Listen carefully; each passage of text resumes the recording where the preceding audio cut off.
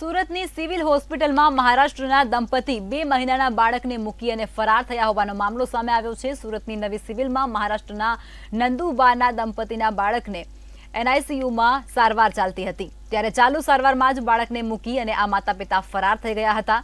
2 મહિનાનું બાળક હાલમાં સિવિલ હોસ્પિટલમાં સારવાર હેઠળ દાખલ છે। પોલીસે સીસીટીવીના આધારે તપાસ હાથ ધરી છે।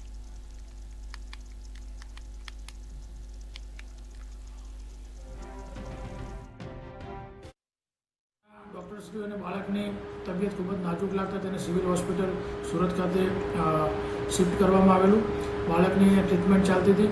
બાળકની સાથે એક મહિલા અને અન્ય 2 પુરુષ પણ જે તે વખતે એને એડમિટ કરવા માટે આવેલા, પરંતુ થોડાક સમય રહ્યા બાદ બાળકની સાર સંભાળ લેવા કોઈ આવતું ન હોય સિવિલ હોસ્પિટલના ફરજ પરના ડૉક્ટરશ્રીએ તપાસ કરતાં ધ્યાને આવેલું કે આ બાળકને ત્યજીને એના વાલીવારસ જતા રહેલા છે।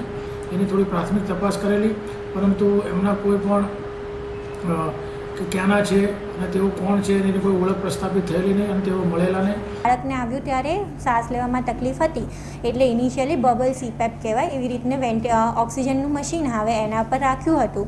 ધીરે ધીરે બાળકનું શ્વાસ ને બધું સારું થવા માંડ્યું અને ધીરે ધીરે બાળકને દૂધ આપવાનું ચાલુ કર્યું। પછી કોઈ સગા એના માટે આવતા નહોતા। કરન્ટલી 3 દિવસ નહીં આવ્યા તો પછી અમે અમારી રીતે જોયું, છાનબીન કરી। અમને એટલી તો ખબર હતી કે મમ્મી મેડિસિનમાં દાખલ છે, તો અમે ત્યાં જઈને જોયું તો એ લોકો ત્યાંથી બી ચોપડા પર એવું હતું કે ભાગી ગયા છે।